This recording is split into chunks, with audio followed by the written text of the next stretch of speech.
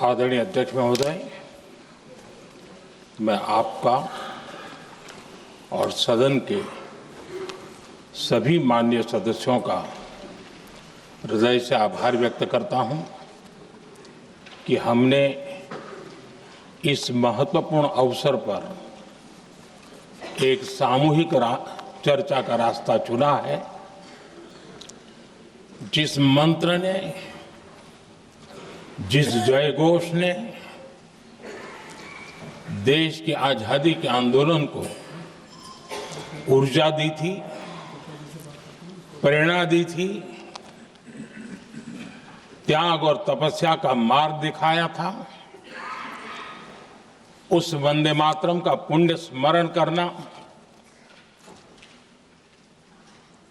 इस सदन में हम सबका ये बहुत बड़ा सौभाग्य है।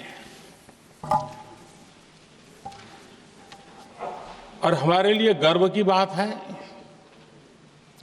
कि वंदे मातरम के 150 वर्ष निमित्त इस ऐतिहासिक अवसर के हम साक्षी बन रहे हैं।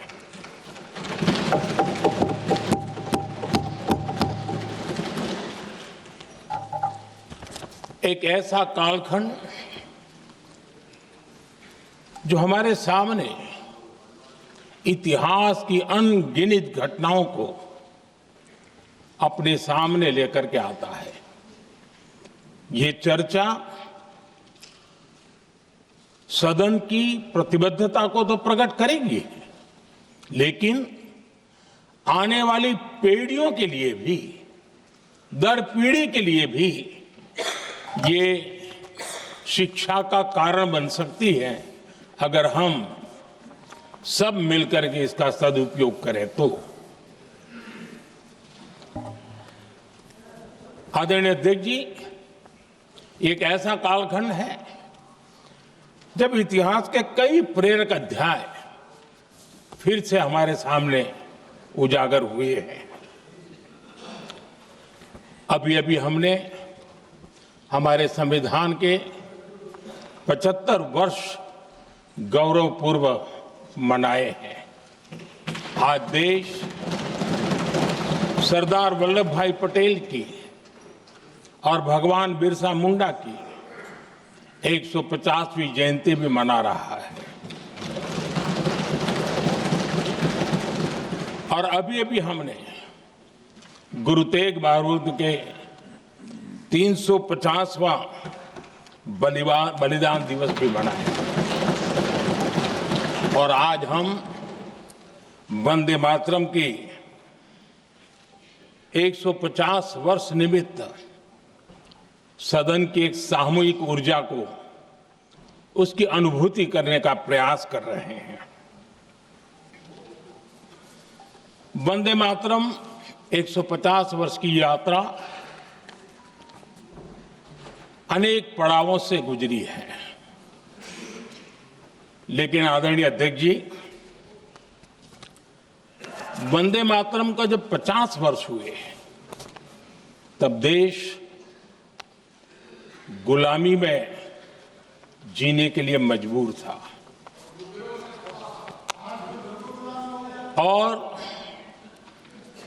वंदे मातरम के 100 साल हुए तब देश आपातकाल की जंजीरों में जकड़ा हुआ था।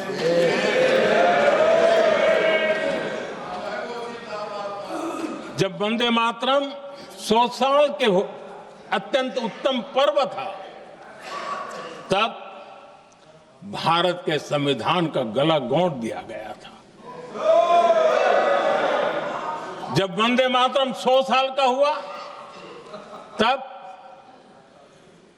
देशभक्ति के लिए जीने मरने वाले लोगों को जेल के सलाखों के पीछे बंद कर दिया गया था।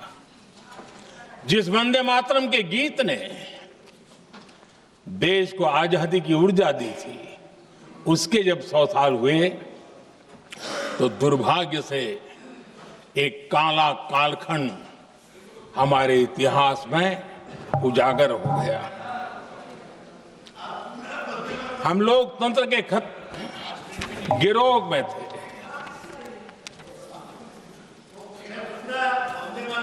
आदरणीय अध्यक्ष जी, 150 वर्ष उस महान अध्याय को, उस गौरव को पुनः स्थापित करने का अवसर है और मैं मानता हूं सदन ने भी और देश ने भी इस अवसर को जाने नहीं देना चाहिए। यही वंदे मातरम है जिसने 1947 में देश को आजादी दिलाई। स्वतंत्रता संग्राम का भावात्मक नेतृत्व इस वंदे मातरम के जयघोष में था। आदरणीय अध्यक्ष जी, आपके समक्ष आज जब मैं वंदे मातरम 150 निमित्त चर्चा के लिए आरंभ करने खड़ा हुआ हूं, यहां कोई पक्ष प्रतिपक्ष नहीं है, क्योंकि हम सब यहां जो बैठे हैं एक्चुअली हमारे लिए रण स्वीकार करने का अवसर है कि जिस वंदे मातरम के कारण लक्षावधि लोग आजादी का आंदोलन चला रहे थे और उसी का परिणाम है कि आज हम सब यहां बैठे हैं। और इसलिए हम सभी सांसदों के लिए, हम सभी जनप्रतिनिधियों के लिए वंदे मातरम के रण स्वीकार करने का ये पावन पर्व है।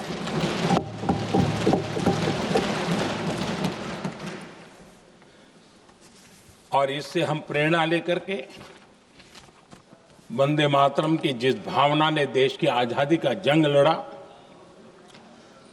उत्तर दक्षिण पूर्व पश्चिम पूरा देश एक स्वर से वंदे मातरम बोल के आगे बढ़ा। फिर से एक बार अवसर है कि आओ हम सब मिल के चले, देश को साथ लेके चले।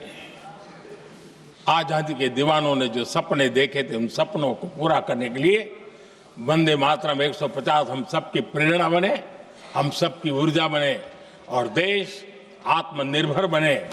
2047 में विकसित भारत बना करके हम रहे, इस संकल्प को दोहराने के लिए ये वंदे मातरम हमारे लिए एक बहुत बड़ा अवसर है।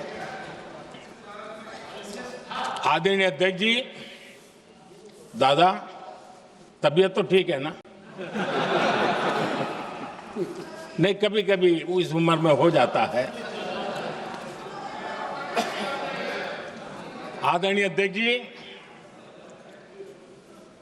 वंदे मातरम की इस यात्रा की शुरुआत बंकिम चंद्र जी ने 1875 में की थी और गीत ऐसे समय लिखा गया था जब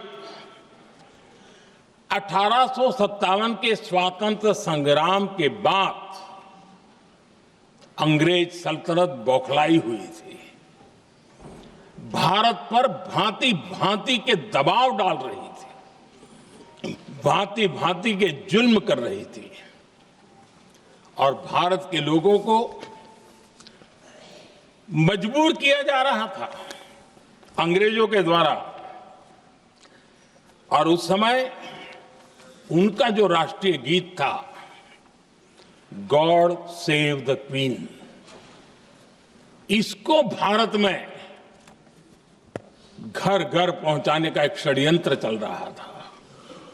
ऐसे समय बंकिम दा ने चुनौती दी और ईंट का जवाब पत्थर से दिया और उसमें से वंदे मातरम का जन्म हुआ।